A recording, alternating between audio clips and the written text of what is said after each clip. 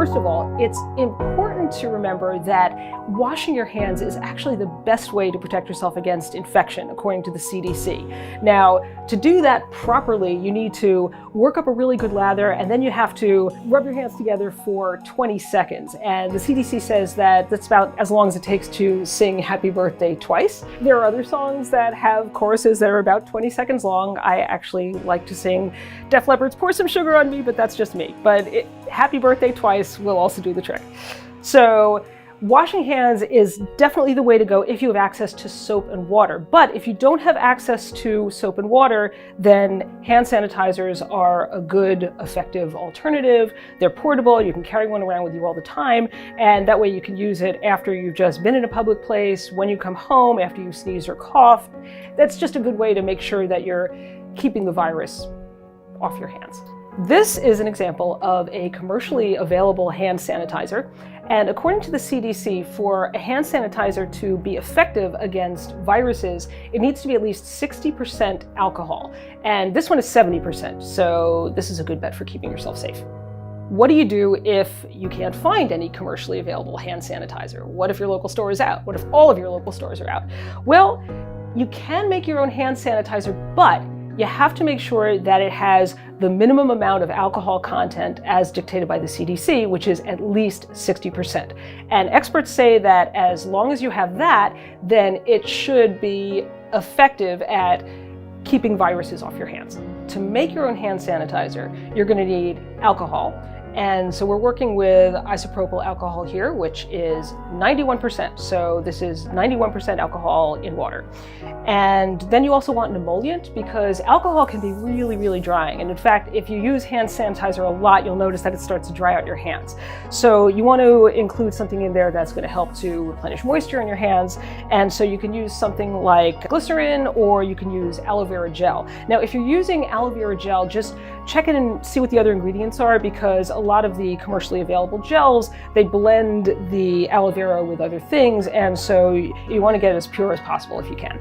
You can also add a couple of drops of essential oil if you wanted to smell nice, but that's not essential. You have all your ingredients here.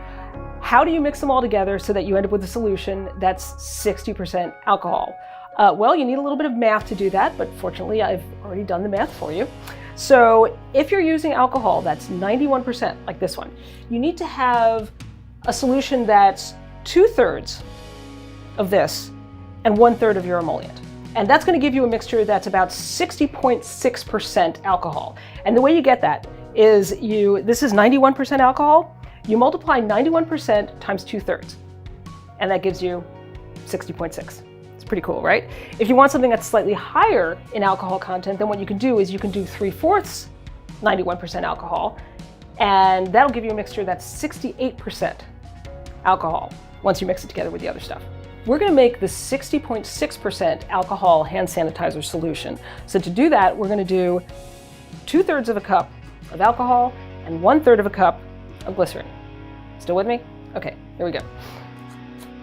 So 2/3 this.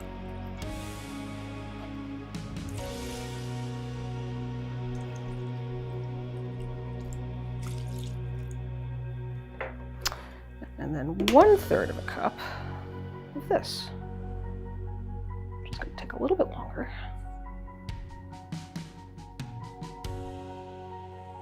Nice and goopy. Okay, I'm going to stir this up.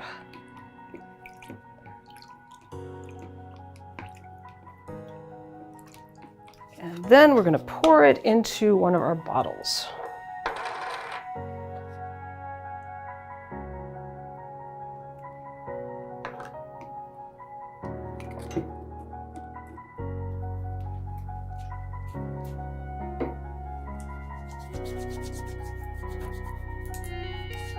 One thing you should keep in mind, this is probably not going to feel exactly like the commercially produced hand sanitizers that you're used to, because those are mass produced. So their consistency is something that, has obviously been tested in labs and is going to be consistent from bottle to bottle. So this is something where, as long as the alcohol content is 60%, this is something that you can use in a pinch that will certainly give you some protection. But the best way to protect yourself is absolutely to wash your hands. The CDC is very upfront about that. So remember, soap and water, 20 seconds, sing happy birthday twice, or the song of your choice.